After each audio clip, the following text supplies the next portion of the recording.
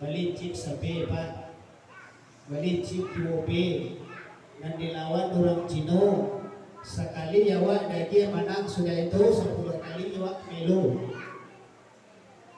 Sekali yulai melu 10 kali lapehao.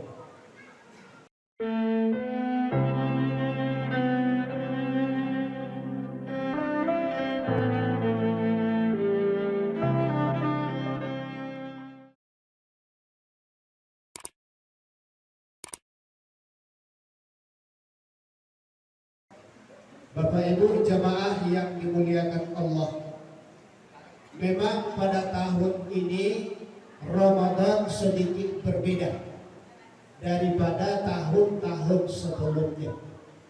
Ada yang sudah memulai ibadah puasa itu pada hari Sabtu, dan ada yang memulai puasa itu pada hari Minggu tanggal 3. Namun itu bagi kita tidak menjadi suatu permasalahan dan perselisihan. Jangan sampai itu disindir oleh orang Minangkabau pepatah daun selasih usah tibarau rabah-rabahkan, sapatah kaji baselisih usahlah surau ditinggalkan. Jadi gara-gara berbeda pendapat, anak lu namu datang kamu saji, anak lu namu datang kamu salah. Oh itu kelompok itu kelompok itu yang salah.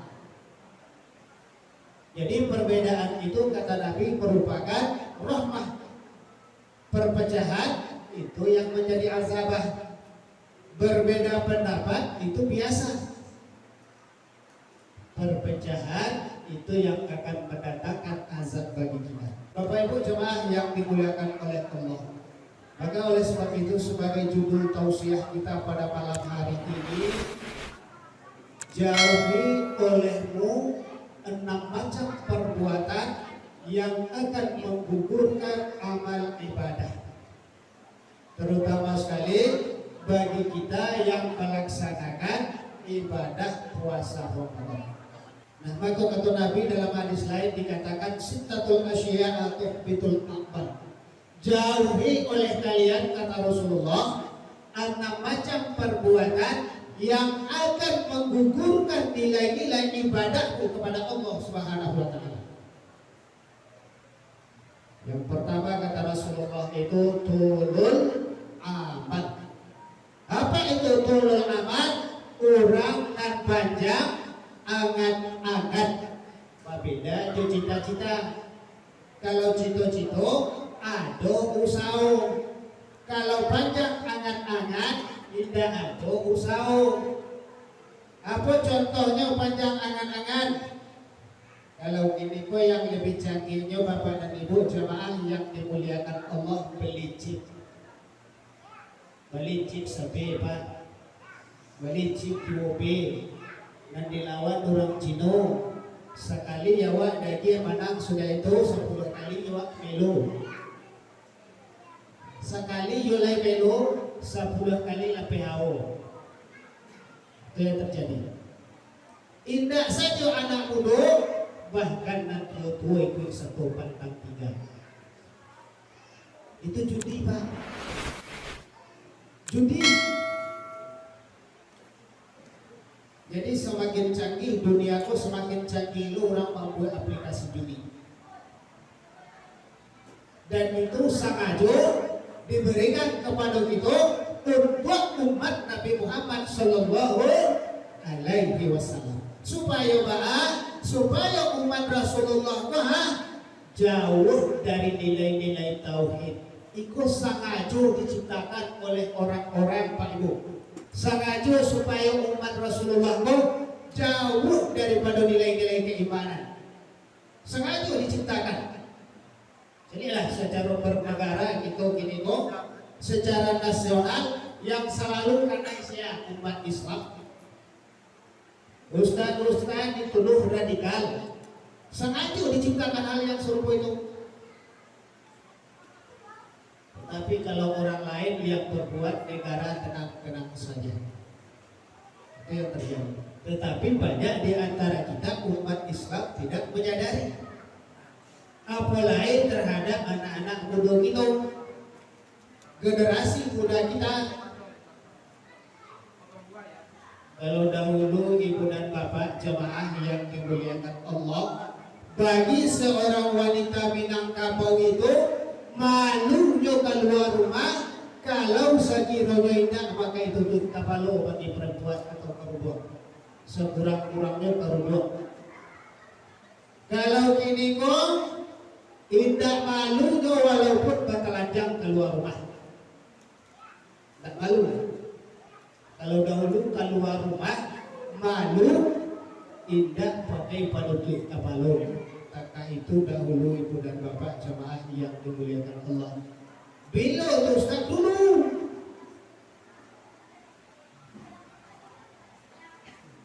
Nah, jadi oleh sebab itu ibu dan bapak jemaah yang dimuliakan Allah, maka kecil Nabi jauhi tulul amal, panjang angan-angan ingin masuk surga Jannatul Firdaus, kama saji tidak namuh datang bilo ke masuknya. Ingin masuk ke surga Jannatul Firdaus pasaji dari rumah tapi tidak pernah sholat berjamaah, bilo ke masuk surga Firdaus. Tulul amal, panjang angan-angan. Kalau ingin masuk ke surga Jannatul Firdaus, dirikan sholat berjamaah 5 kali sehari semalam di Masjid Jannatul Firdaus. Insya Allah kelak akan masuk surga Jannatul Firdaus. Ibu bapak jemaah yang dimuliakan Allah. Kemudian yang kedua kata Rasulullah, yang kedua hubbud dunya, jauhi oleh kalian cinta yang bersangatan terhadap dunia ini. Apa itu hubbud dunya Ustaz? Yang pertama dinaran wa dirham, terlalu cinta terhadap harta benda, terhadap kekayaan. Kemudian apalagi wa karahiyatul maut, takut menghadapi kematian. Kalau kita takut mati lalu tidak mati, yang mati itu pasti akan datang di masa jo kita barajo. Atau dalam bahasa Al-Quran itu dikatakan fi buruzin musyayyadah, walaupun kamu berlindung di dalam benteng yang kokoh sekalipun, yang namanya maut itu kalau dia sudah datang untuk menjemput, dia pasti akan datang. Tidak ada yang bisa mainan. Jadi hubbud dunya ini adalah penyakit yang dibisikkan oleh setan ke dalam hati manusia supaya manusia itu bersangatan cintanya terhadap dinaran wa dirham, lalu takut dengan kematian. Itu karena setan. Jadi di bulan Ramadan ke ibu dan bapak kita bersyukur alhamdulillah setan itu dibelenggu oleh Allah. Kalau setan sudah dibelenggu, jangan kita mendekatkan diri kepadanya. Sama jo baru dapet monyet liar, ada monyet liar lalu ditangkap, kemudian diikatkan di sebuah pohon. Yang namanya monyet liar itu, kalau kita mendaki kayaknya pasti juga apa? Serupa itu puluh setan. Kalaulah dibelenggu oleh Allah, jangan awak mendaki jauh. Pekau itu ngapain? Menjauh. Jadi jauhi diri kita dari setan yang sudah dibelenggu oleh Allah Subhanahu wa Ta'ala. Supaya apa? Supaya kita tidak terjerumus ke dalam bisikan setan. Nah, dalam Al-Quran itu Allah mengatakan min syarril waswasil khannas. Jadi membisikkan ke dalam dada manusia itu karena setan. Jadi kalau setan itulah diikat oleh Allah, jangan awak daki-daki dia jauh-jauh supaya awak jadi ngapain. Jadi yang kedua kata Nabi, supaya ibadahmu diterima oleh Allah agar tidak gugur nilai pahalanya, maka jauhi perbuatan hubub dunia. Terlalu cinta yang berlebihan terhadap dunia ini. Dunia itu paling lama kita nikmati sampai kita mati juga. Kalau mati awal bakal orang mati tinggal, nggak bisa kita menikmati ya. Dan celai dunia itu kalau kita lah mati nggak lo dibawa ke dalam kubur kita masing-masing. Kalau pernah terangan di kita oleh seorang membawa dunia ke dalam kubur, lo pernah? Jadi oleh sebab itu, bolehkah kita cinta kepada harta? Boleh, tidak berlebihan. Karena harta tadi merupakan titipan Allah. Gara-gara harta orang bisa masuk surga. Gara-gara harta tidak sedikit manusia celaka masuk ke dalam neraka. Karena apa? Karena tak pandai memanfaatkan harta dan ilmu. Jadi maka oleh sebab itu boleh kita cinta kepada anak, boleh kita cinta kepada dunia, tapi jangan terlalu berlebih-lebihan. Kemudian yang ketiga, kata Rasulullah Sallallahu Alaihi Wasallam, agar kita menjauhi perbuatan itu, wazulima la yantahi, berbuat zalim yang tidak putus-putus. Apa itu perbuatan zalim yang tidak putus-putus? Aku ambil contoh yang paling ringan Bapak Ibu dan Bapak. Karena kita manusia hidup pasti bertetangga. Itu pasti itu. Di samping kiri, di samping kanan. Kalau kita membuat rumah, kalau dapat rumah tu kotor kita berasihan supaya supaya rumah di sebelah jangan sampai kena banjir kalau hujan. Tapi kadang-kadang ada perlu sebahagian masyarakat indah peduli cukup dan nyopo kok kata sumpek tak sumpek lah, kok kelancar lah. Apabila buat di rumah kita itu tak sumpek melimpah ke tempat orang lain, berarti kita telah berbuat zalim dan tidak putus-putusnya.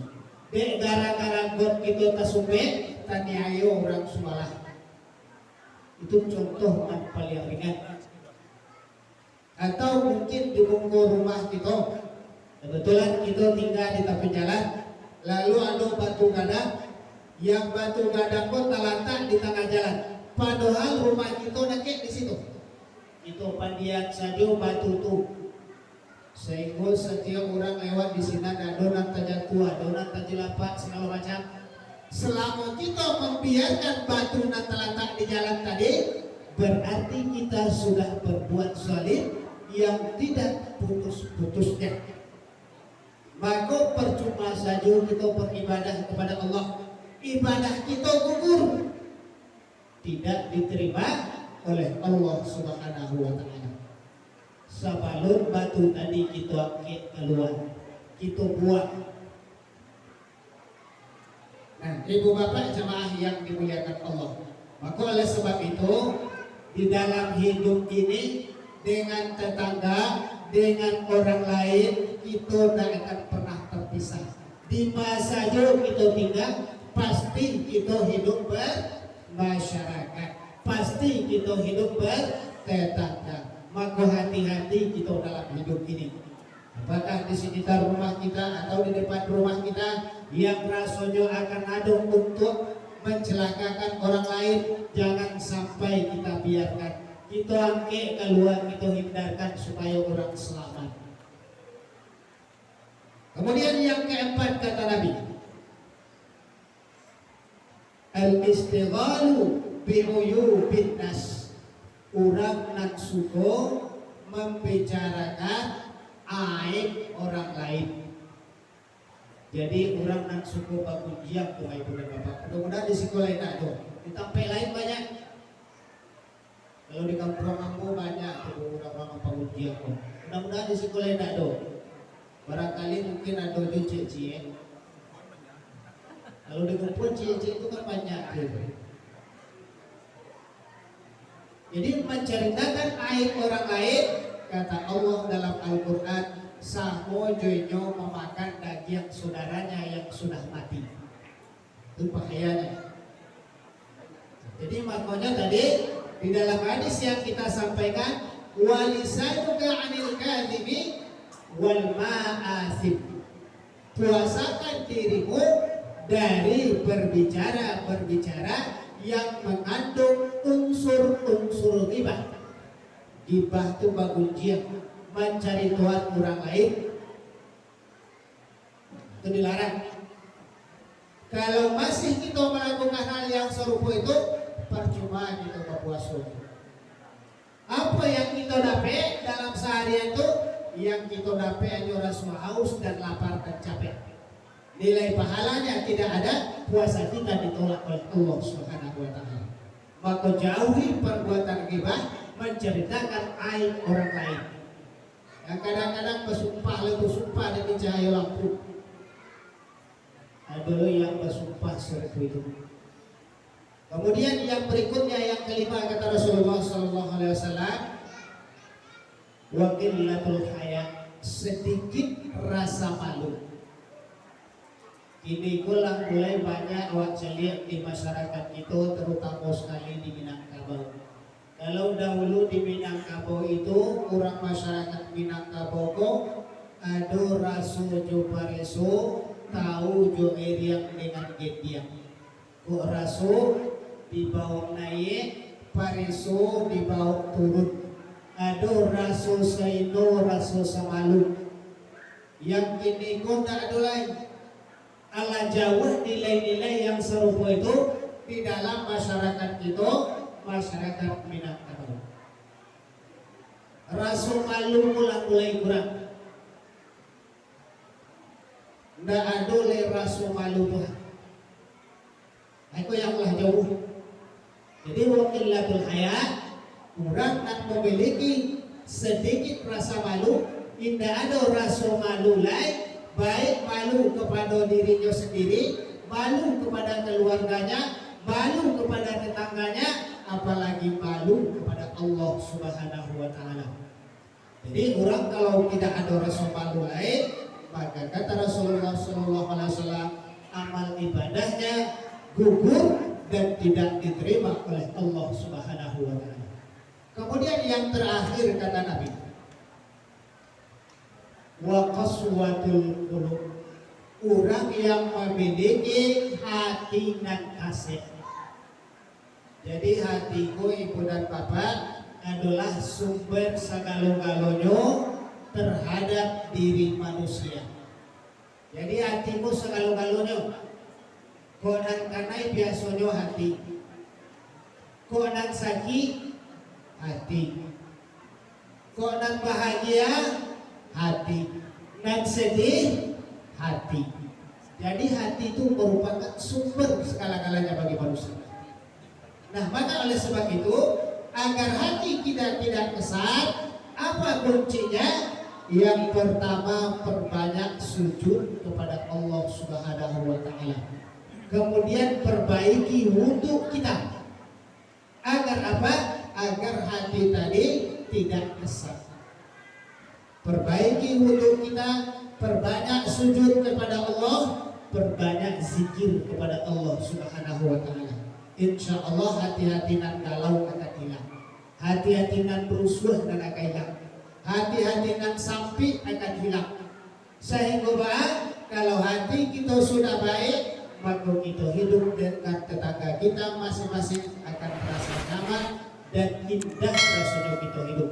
Tetapi kalau indah hati tadi merasa kasih saja, kadang-kadang tetangga di sebelah rumah awak dapat rezeki, hati awak lah sakit sesuatu. Kadang-kadang yang itu tetangga tadi naik pakainya, hati awak bertambah sakit juga baru lain rugi kita sudah. Jadi perbaiki hati tadi, jangan sampai hati kita besar. Mudah-mudahan apa yang kita sampaikan tadi ada manfaatnya bagi kita semua. Terima kasih banyak atas segala perhatian dan mohon maaf segala kekurangan. Billahi taufiq wal hidayah. Wassalamualaikum warahmatullahi